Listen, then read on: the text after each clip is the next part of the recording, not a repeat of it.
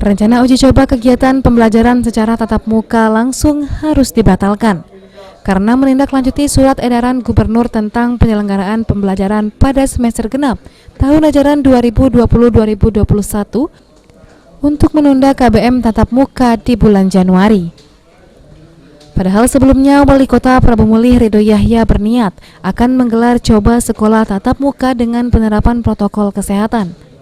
Namun hal tersebut tertunda akibat pertimbangan dan masukan dari instansi terkait, yang saat ini Kota Prabu Mulih masih rentan penularan COVID-19. Wakil Ketua 1 DPRD Kota Prabu Mulih Ahmad Palo berharap agar Dinas Pendidikan mengkaji kembali rencana uji coba pembelajaran tatap muka secara langsung sampai situasi perkembangan COVID-19 di Prabu Mulih benar-benar terkendali. Kami mengharapkan kepada pemerintah kota, khusus Dinas Pendidikan, agar ini kita tinjau ulang dulu, terkhusus di Kota Prabu Mulih, yang secara aturan SKD 4 Menteri bahwa diserahkan di daerah, tapi kita lihat kondisi daerahnya masing-masing. Artinya bahwa Prabu Mulih sekarang dalam kondisi yang perlu pembatasan yang lebih ketat lagi.